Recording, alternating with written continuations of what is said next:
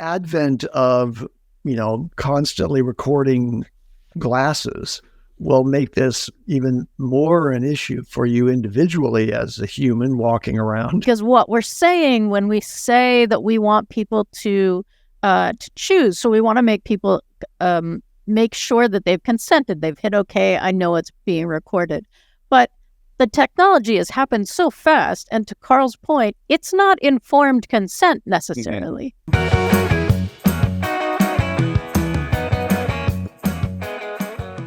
Hey, what's going on, everybody? Today is October 28th, 2024. You're listening and watching the Daily AI Show Live. And today we are going to take a deeper look into AI privacy.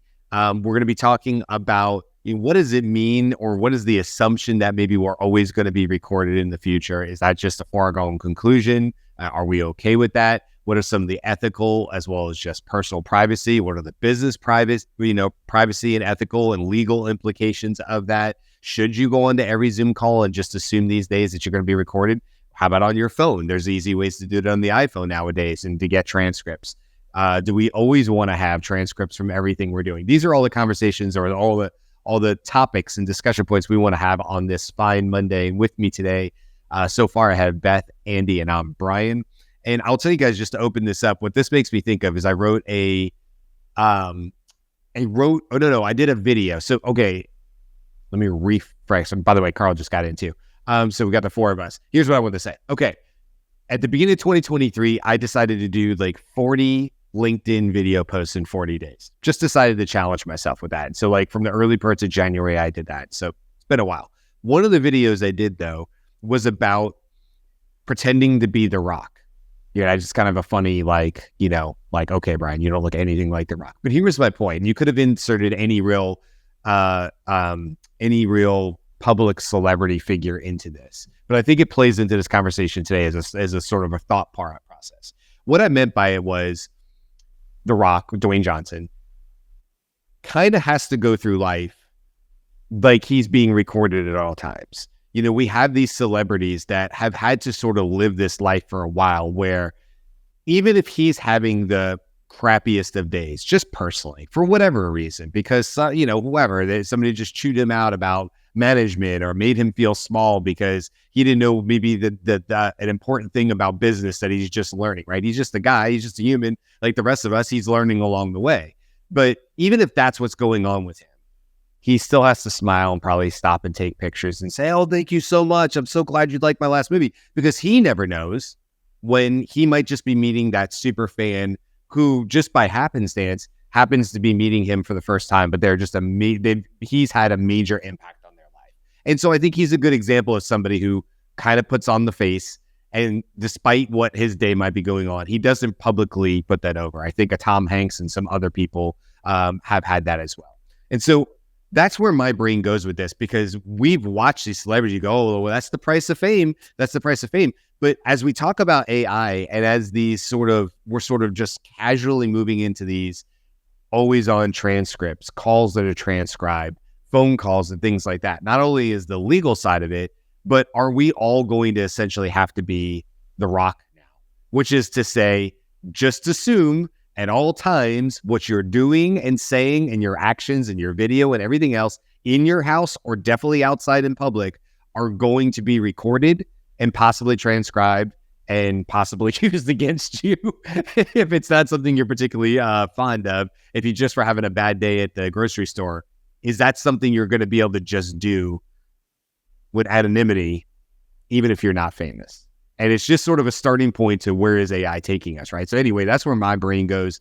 But obviously we got three highly intelligent people here with me. So I don't know, Beth, what is your sort of first take on this and where you think going? I know before we went live, you were talking about, who was it? Andy Reiser? What was the person you telling me? Paul Reiser brought it up on the Artificial Intelligence podcast that he sort of resents that the assumption is that everyone's being recorded, that the note takers just come on the calls, but also that it changes what he says. And I'm seeing more and more people come to that. But the other piece of this that I want to make sure that we sort of surface is who owns the casual conversation. who owns the content that you are sharing that is recorded? Like, I mean, I use my note taker too. So I have a ton of ideas in those documents that could very easily become part of a notion or part of a space that has that. And it's really easy to dissociate ideas from the people who said them in this kind of ubiquitous note-taking world. So that's just one of the things to think about. Andy, what do you think?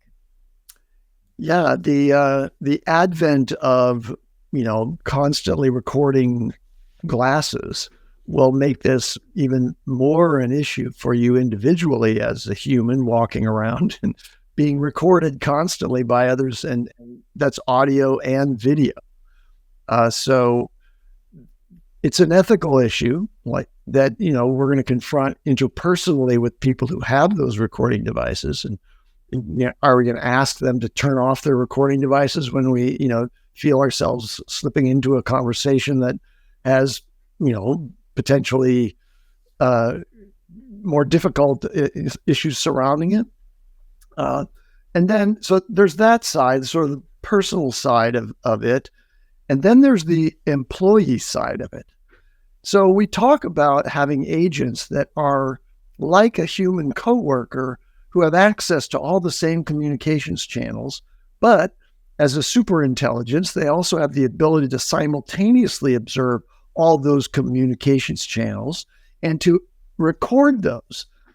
So that you can imagine in the future, one of your colleagues, your digital colleagues, has all the information that you've ever just by happenstance put into your Slack channel, into email, and in conversations around the space, because the audio listening is important and word spotting is important if you're going to have a colleague that can be in the conference room with you without having a digital access to that. So there are going to be microphones as well. Well, good news on that, on the legal front, is that if you live in California, there are new protections as of the beginning of this year. There's importantly the important. Am I saying important enough? It's Monday. It's funny you say important though, because Beth and I were just literally talking about that word. I really need to stress the importance of this.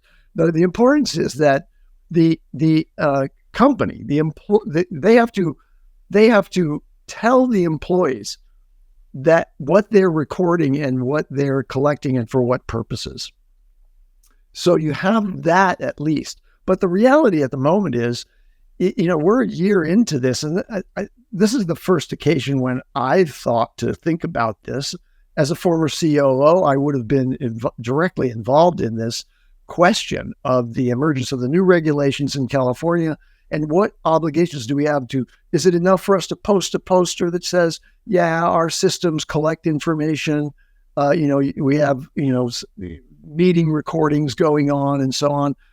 But when the AI agents that are coworkers can also be interrogated by management and asked to comment on their observations and evaluations of you as an employee, what does that do to the morale inside the company, that there is now effectively perpetual surveillance of everything that you are doing and saying? That's where it gets a little uncomfortable for me. I'm not sure I would want that, although I'm pretty transparent. And, I actually did a startup long ago where I basically published my entire life history on the web. Yeah. It's gone now. I don't know how that happened, but all things must pass. So anyway, that's my view of it. I think there's some issues. If you're in California, you have protections. In other states, probably not so much. Yeah, when I was a firefighter, Andy, here comes a firefighter story. When I was a firefighter, I was put at a station. I was put in Station 23 in DeKalb County Fire Rescue. And I assume it's still the same. At that time, it was a large station. What I mean by that is sometimes I could have just as easily been assigned as a rookie to a station with one engine in it. It would have been me and at most 4 other people in the station on my day-to-day for 24 hours. Tiny. I had the opposite. I was in a station that had like 15 people in it. And the reason for that is because we had 5 different units in there. We had an engine crew, a ladder crew, an ambulance crew, the battalion crew, and then the big chief also had a bedroom and an office in that station. Just by happenstance. I don't know why I was put there other than out of my rookie school, but that's where I was.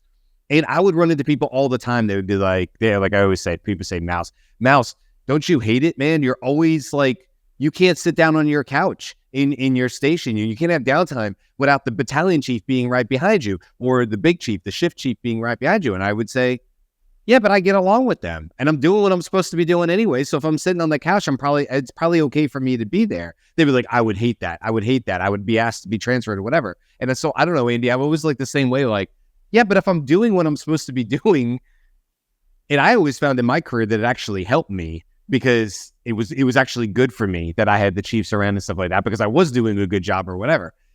But I think that also goes like, I'm with you and I kind of go, yeah, but I don't know, I'm going through life and I'm doing what I'm doing.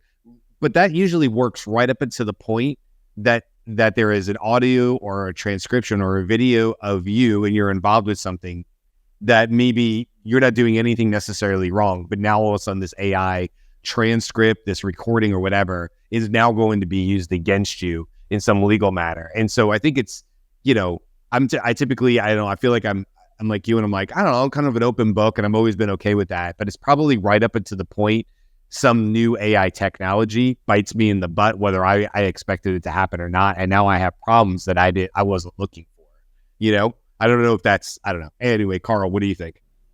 I actually want to start by quoting, I just saw something today. I think Jake Sullivan, who is the U.S. National Security Advisor, he's mentioned that AI is the most critical technology to national security in years ahead, and the U.S. must deploy AI models faster or risk squandering the lead. So that means if that's the prevailing thought across, a lot of the governments, the federal government, United States government, then the tech will be progressing faster. The laws will ensure that there is little hindrance to that. And it's not going to be similar to what the EU put out. Things like SB 1047, is that correct? That will probably not be taken seriously. People like Jeffrey Hinton will be like, hey, that's great, but so-and-so. So to me, that's the acceleration. Now, related to privacy, I have a little different view because I think since I've been posting and doing a lot of YouTube videos for a lot of different companies, I kind of made the assumption that my privacy is a little bit, we're giving all this data to companies. So whether I post on YouTube, and then share on whatever social platform, post on that social platform, it's kind of a given. Also understanding that, yes, higher likelihood that, I could be deepfaked because there's so much content that I have out there. The Fireflies, Otter, Fathom, and the like, it's never really, I know for some people it's made them, or a lot of people, I'm not sure if it's the majority because no one's asked them. I don't really change my behavior, but that's just because it's what it is. And because of how I create content, for me, that is, it doesn't bother me. I'll still be the exact kind of same, recording or not. I think though what Nicole Leffer actually was the very first person, it never really clicked into my brain until she actually wrote something. It's like, hey, make sure to ask people to turn on or, add your recording. Because for the longest time, I've never recorded any conversations. I just never did it. I don't know why I did. I was like, God, why would I do this? I don't have a reason. Until recently, like very specific things, I never really was like, recorded or not, I don't care. But I never thought, but then obviously we started seeing more, right? Otter, Firefly, like it's inside the actual the meeting. It's funny, in some cases there were more otter and fireflies than there were actual people in that meeting. They're all recording. Do you remember the early days of the AIX where there were some workshops that there was more? Yeah, we'd be talking to more AI people than real people. Yeah. Well, let me get to that. It is like, well, more meeting notes. So I never really thought about it, but it's like, yeah, it's literally like turning the recording on. It's just your voice, right? But you're right, because some people just don't know what fireflies and otter is, so they won't ask the question, right? They're like, oh, I don't know what that is. That's some sort of tool. And we got to remember, if we're meeting people who are not in the AI space, who are meeting people who are kind of, they've seen it, but they just don't want to ask the question, or it's not in their kind of sphere of what they care about. Yeah, I bet you if you ask, hey, is it okay for me to record this meeting? I was like, oh, I didn't. There's still some people who say, oh, I didn't know that that's what that was. But they didn't really care until you told them. They're like, oh, yeah, can you please turn that off? Or, okay, that's no problems. And even for them, they don't really, I feel like they're themselves in the meeting. But you do have to respect the people that care about it. And right, I think that's at the end. That's it. I've had people who have said, hey, can we make this a phone call? And I know what they mean by that. You know what I mean? It's like they mean I don't want to be on Zoom. That's not the way I want to handle this conversation. So that happens with clients sometimes. That happens internally sometimes, where there's a quick phone call made or whatever, because of perception of maybe the sensitivity of that information. Not everybody can jump in a boardroom and, close the doors, and have conversations that quite literally don't leave the room. They're like, that idea of this conversation doesn't leave this room because of sensitivity is a little bit more porous because of AI, I would say, because the how quickly a conversation can leave a room that maybe shouldn't, where it couldn't have done that, in the past, versus, the only way it was going to leave is through somebody's memory and their ability to, say exactly verbatim maybe what happened if they had a great memory of, do you know what happened in there? And obviously now it's much, much easier to be to have a recording of it with a small device in your pocket if you so choose, and nobody would be the wiser of it.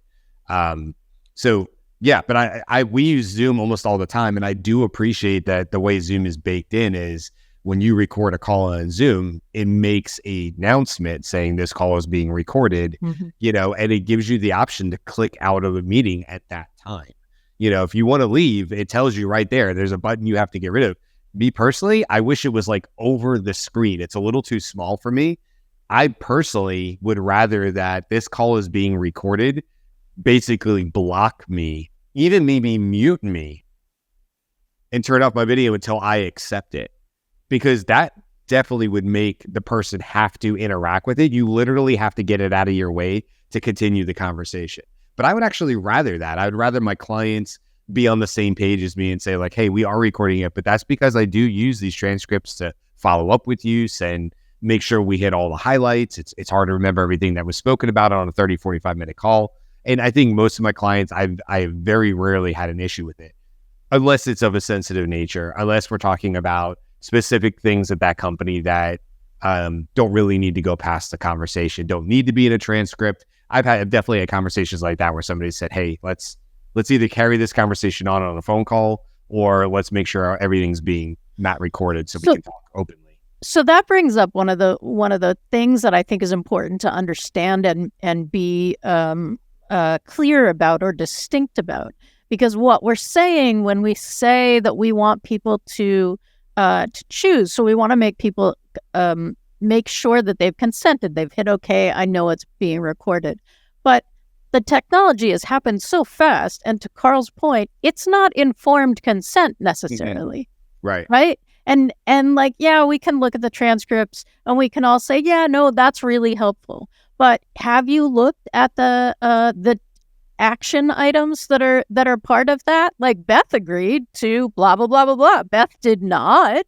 I don't know where you're getting that, right? So So it's not just the recording, it's what the recording then implies is correct in its summary. What's the truth? Yeah. Right? Because what's the truth? Yeah. Because there's a reason that we don't walk around with like verbatim recorders for all our conversations, because that's a ton of stuff. So we're always using AI to chunk that down and get the highlights. And now we've introduced like a big black box of we don't know what's happening in there. And is it correct? Right. So Beth, isn't this though the same though is take AI out of it? If we were all in a meeting together and there was agenda action items in the meeting, but there's several people in the room, we all walk out and we're all having lunch. It would just be just as easy for four of us to say, yeah, Beth said she was going to do that. And a fifth person to sit at the table at lunch and go, Beth didn't say that. She said she agreed with this point and this point. She did absolutely not say that she was going to take on that action item. Four of us heard and understood it to be that you were taking it on. The fifth person said, no, you missed the context of what Beth was saying. Mm-hmm. She didn't take this action item. She was referencing blah, blah, blah. Mm-hmm. I take your point. And I think what is more likely to happen from that is the opposite. That crowdsourcing often gets closer to the truth because I think it's more likely, unless there was a really a big confusing moment, that when you ask those five people, three people are probably recalling more accurately than the one or the two. But you're right. I mean, this is more and more of a thing though we are needing to confront. And again, with AI, it's happening faster. And that is one of the reasons that this is a conversation. Andy, what are you going to say? Well, I was going to mention that there are these tools that have been offered up as products. I think one of them is called Rewind. These are recording devices that are powered by AI in order to make them digestible. Because if you have continuous real-time recording, nobody has time to live their life in retrospect and go back and listen to it in synchronous time. It doesn't work that way. So it requires AI to be able to digest whatever you record in such quantity. But there are people who are wearing these devices now, and there are tools that are on your desktop that can literally recall everything that you've done every step of the way through the 24-hour cycles. So that's something that raises this question of where's the balance between the utility and innovation that represents, the capacity to actually record everything and resolve what Beth actually said, right? Not just in transcript, but in the dialogue that was actually heard in the room, like in real time, so that person who says, no, that's not what Beth said. Listen, here's what she said. That's possible now with AI. So that's useful. And I will just put forward the idea that I think having real-time recording in the workplace would be really protective in many ways. Not just used to, try to malign an employee who's doing their job well, but take sexual harassment, the sort of insinuations and the subtle ways that sexual harassment can take place in the workplace. AI could be listening and detecting such a thing and just informing. Now that sounds, like dystopian, but that would be protective of the people who are being oppressed, if you will, by sexual content in the workplace. So how do you balance the value of what AI is making possible and the sort of the squirrely feelings we have about being observed with accuracy, right? Right. Because that's really what's being added to this. It's not based on your memory or your bias to sort of dismiss something as having been well-meaning or well-intentioned, but actually what was said and correcting the behaviors in some sufficient time afterward that it doesn't become a problem in the workplace.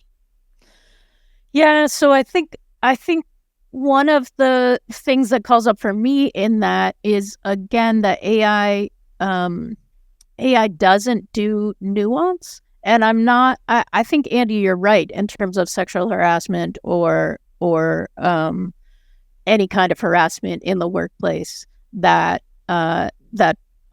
is wrong, but also just from a business standpoint is generally like not the best profit-based work environment or productive work environment. But AI is not nuanced at this point. So I am imagining, so now I'm at that meeting with Brian and 3 other people, and there's been some conversation about spreadsheets, and I say, oh yeah, right, I'm never doing a spreadsheet again in my life. Yeah. Now the transcript has me saying that. Right. With no vocal intonation, no sarcasm detected, just the plain. Why are you guys assuming that it's only a transcript? Why don't I have the audio recording as well? Well, you may, but I think what I don't want to assume for Beth, but I think what a lot of times the written transcript is all that's being used for future decision making, not necessarily audio. But it brings up a good that's point right. But if the audio is companion to the transcript has the advantage of, I can do word spotting again and come up with the exact moment. But now I want to play the recording. Well, sure. Right? And if that's not what we currently have it. I mean, not that it's not possible, but it's not what's currently happening. Oh, yeah. In the workplace. Like it's not tagging where I can call back up, because that would be amazing if I got a written transcript out of, let's say, Zoom. And part of that output to me was a transcript with the assigned action items. And maybe we're going back to client with tags that said, this is where we pulled this clip from. And I could just quickly listen to it and go, yeah, that was the intent of that. Yeah, that's correct. So I want to hasten to add that I don't believe that this kind of surveillance is happening in companies today. I just don't believe it. It's a hard thing to put in place. Mm-hmm. Here in California, we would, if we did such a thing, and we had continuous recording that was for the purposes of making replay accessible. For that purpose, we would have to tell all the employees what types of data are being collected in the past 12 months. What's the purpose of that data collection? How long is it retained? And are we sharing it with any third parties, including legal and so on? We would have to inform everybody about that. That's a big barrier. That's a big barrier to implementing the kind of thing that I described. But I'm raising the question, there are some benefits to having that kind of system in place. And this is the tension. Right. Do we get the benefits, or do we set aside the benefits in favor of personal privacy? I've heard that some states are 2-party, some states are 1-party. Here in Canada, it's 1-party. So I would imagine don't your states already have the laws on that? Because I know, for example, in Zoom, if I hit record, I think there's the feature there. I don't use Zoom anymore. When you click it, it's like when you hit record, there's a pop-up that comes up and that says, hey, is it okay with all the other party members? Is it okay to record this, right? Correct. So that's the Zoom recording. I don't know if it happens in Google Meets. I don't know if it's just a notification. Hey, it's like a notification to let you know that the meeting is recorded. Can't remember in Teams. But I thought that was a law that was required.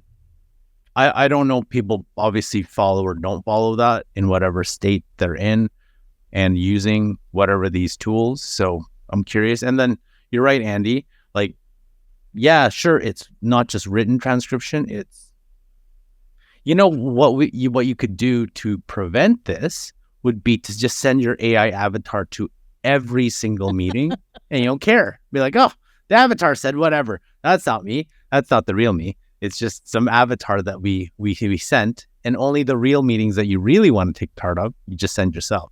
So you could bypass this.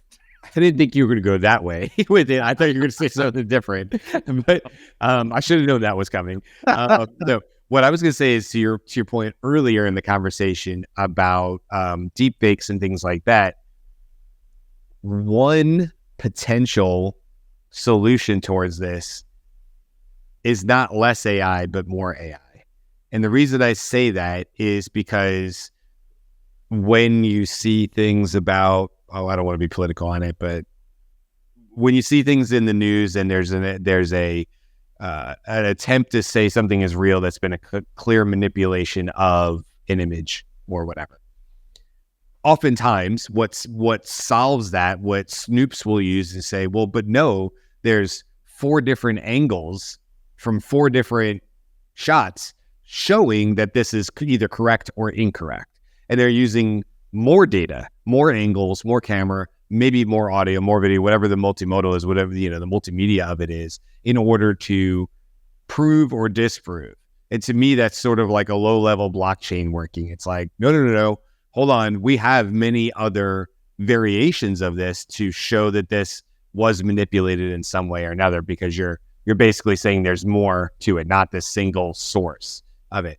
Now, does that mean you open up the flood, you open up the gates and you just say, well, okay, better that everybody's recorded on everything, because then at least I know I'll have the ability to prove that I was, this was correctly said or whatever. In the AI side of things, which you could do, Beth, you and I used to deal with this all the time when we were teaching for the AI exchange, is set up better AI evaluators and auditing sequences. So something that everybody can do correct right now is not take the first pass of a transcript as the absolute truth. What you can do is write a simple automation that maybe runs that transcript through 2 different models, or just simply 2 different times on the same model, and then compares and contrasts those 2 to see if the actual prompting brought back the exact same results, and then to quickly highlight where there's key differences. Mm-hmm. That's so to say that, like, it doesn't necessarily have to be human intervention. Sometimes the right solution is actually more takes or more swings from AI to look at it from 3 or 4 different angles, depending on prompting or the models that you're using or whatever, to say, hey, do these line up? And if they don't line up, that's a problem. It needs to be red flagged, and a human needs to be brought in immediately as the human in the loop to say, well, why is there a discrepancy? We just all had a big meeting, but we have 3 different versions of the truth. Okay, does that mean that somebody now has to stop, slow down, listen to it on 2 times X speed and find out what happened, because 3 people talked at the same time in the room? And we know the transcript doesn't do well if the 4 of us talk over each other. It's something we deal with on this podcast, that if I start talking and then Annie goes, well, hold on, but that's that. And Annie goes, that's true, but, or Karl says, whatever. That sentence gets very hard to disentangle as 4 different thoughts. Brian's thought, Karl's thought, Andy's thought, whatever. So that's something we already run into all the time. But AI, anyway, to my point to this, can be used as an evaluation tool to actually check against itself. And having those 2 or 3 different layers of checking can actually be really, really valuable, instead of just relying on one single pass, because we know there's creativity involved. So if we take the same transcript and we run it 10 times through ChatGPT with an upload on 10 different chat threads, so just keeping everything the same, we will get variance. We will absolutely. And some will be closer to the absolute truth of the intent of the call or meeting, and some will be a little farther away. Right. And that needs to be reconciled. It does. It's a really good point. I would like to bring in the other thing that inspired this show, and people may have seen the story or not. It was a story about 2 Harvard students who built a system that worked with the Ray-Ban, with Meta's Ray-Ban glasses. And they built a program that took the feed, because that's a video capture device, the glasses are. And then they had built a program to get all the information that they could publicly available. Now, publicly available didn't mean free. When they were discussing what the app did, I believe they used paid services. But there's a ton of information about us. And what they showed in the video while they were explaining what happened was their ability to get information in incredibly, if you saw I guess we don't know how much time it really took, because in the video, if you saw the video of the pin, right, the pin that took like an hour and a half to get your stuff back and see what the weather was in New Jersey, this implied that was not taking that long, because they're talking to people in a subway waiting for a train, right? So like it's taking that amount of time, and they had information about the name just from somebody's face, their name, what they do, what their home situation is, their family situation, tons of information. And in the video, they go up to the woman and they say, "Oh, hello, are you so-and-so? Did I meet you at the Cambridge blah, blah, blah, blah, blah?" All that pulled from their social media information. Yep. And that kind of stuff just starts to be huge red flags, right? Because that, again, Andy, that's delightful. Right? Let's have that for me, walking in a room of people I know, but I do not know their names or why I know them. But how easily could that be shifted, right? I mean, just that, the hackles, I was like, oh, that's I can immediately think of many nefarious uses of that kind of technology. Because it the assumption on the part of the person who doesn't know you're using that kind of research on them in real time assumes that your references to things known about them is an indication of social proximity, at least, and maybe actual familiarity and safety otherwise, right? Although most of us would probably rankle a little bit if a completely unrecognizable face came up and had too much information about us.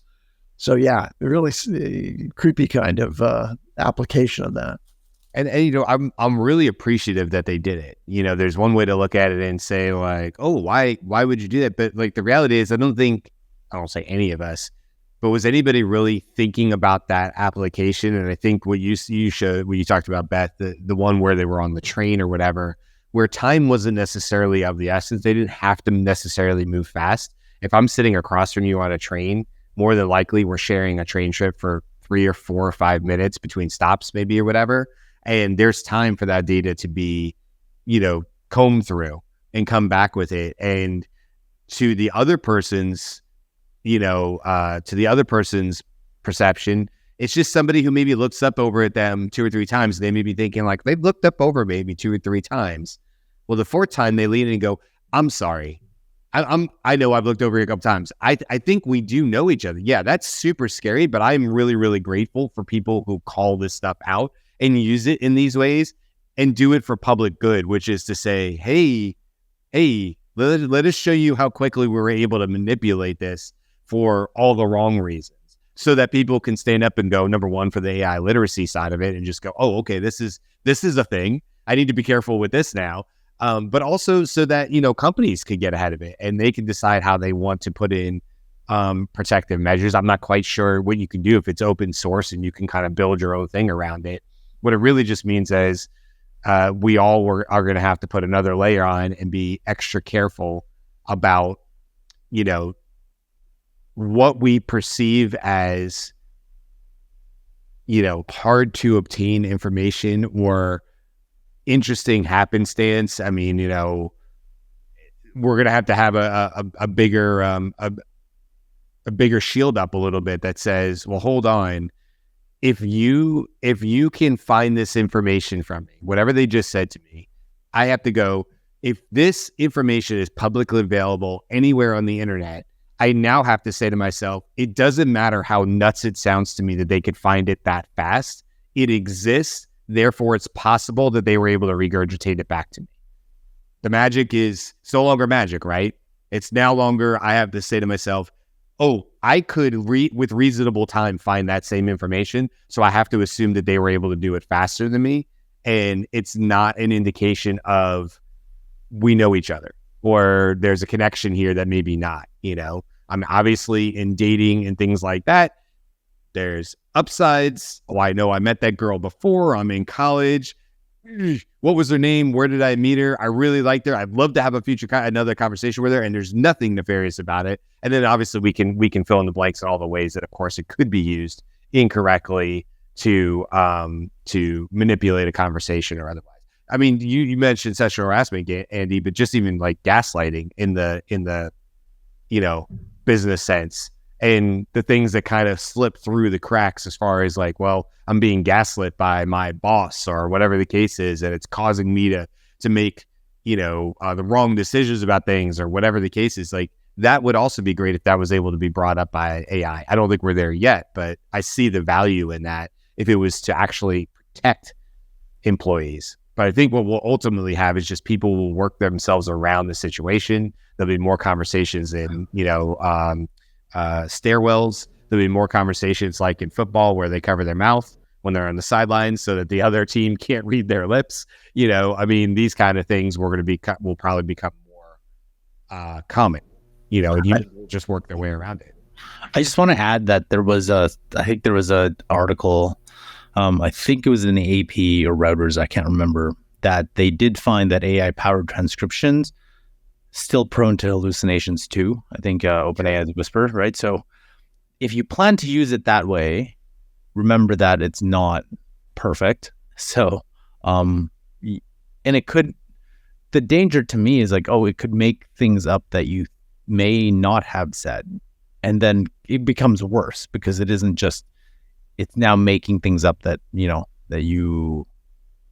I'm sure there's different context, but I'd rather have it take my privacy and then now make up stuff that I would have never said. Right. Right. And that brings up, early on, there was Ethan Malik wrote about the study that he and I don't remember the consulting firm, terribly sorry, but the study that they did with Boston Consulting Group, yeah, to have people, they split in different categories and gave them and assessed them, right? So but prior to the AI, they were top performers or they were junior or that kind of stuff. And what that study revealed and other studies since then is that there is a hurdle in getting people to understand and trust the AI and the content that comes out of it. And then once you do that, there's another hurdle in getting people to understand and not trust the AI, right? To actually understand the context in which this is a reliable piece of information and like with code, if it's unreliable, it just doesn't work, right? That's an immediate feedback kind of thing versus a RAG system or an interpretation of something. And that's like super nuanced. And we're in it and we're still getting, tripped up by this. So I just wanted to like mention that those are the two hurdles that we're seeing all over the place. And the people who are having this conversation is the tiny, tiny percentage who are paying attention. And that's probably a good place to, end this conversation and actually talk about tomorrow's conversation, which is more about, AGI, artificial general intelligence, and, a Time article that came out talking about artificial general intelligence, whether we're moving quicker towards that. I think we're going to know more here as we get to the end of the year. Google has announced that they got some big updates coming out. Unfortunately, using the term Jarvis is part of it. Jarvis should be outlawed from people using it. Marvel needs to say nobody can use that term anymore.